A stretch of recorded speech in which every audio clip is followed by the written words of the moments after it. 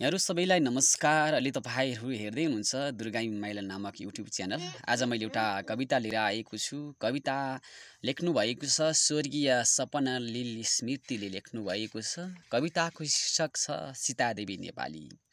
भन्छिन् सीतादेवी नेपाली मात्र नेपाली हुन्, भनिन्छ सीतादेवी नेपाली मात्र नेपाली हुन्। ठमेलको मसाज सेन्टरमा होस् या लोकतन्त्र चोकको कुनै नयाँ हवेलीमा, नाङ्गो घोप्टो लम्पसा लोकतन्त्रलाई घोडा चढेर तेल घसिरहेकी हुन्छन्। लोकतन्त्रको लागि जुनसुकै बेला नाङ्गो हुन तयार छिन् सीतादेवी नेपाली।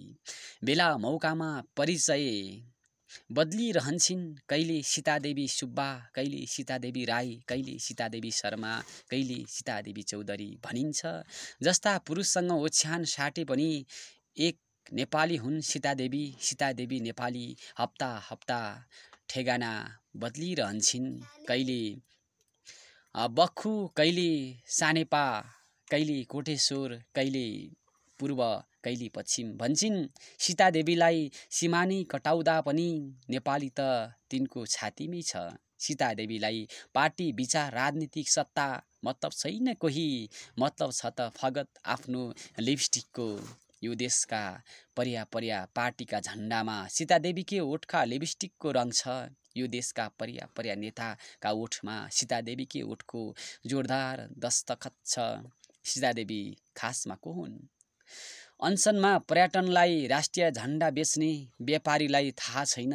बस पार्कमा सीतादेवीकै पकेट मारलाई थाहा छैन। सीतादेवीलाई पक्रे तर उल्टी घुस मागेर जुस खुवाएर ठमेलको बजारमा निर्वाध छोडिदिने सुरक्षा निकायलाई पनि थाहा छैन। कसैलाई थाहा छ त कि सीतादेवी को हुन्? कसकी छोरी बुहारी दिदी बहिनी श्रीमती सोल्टिनी हुन्?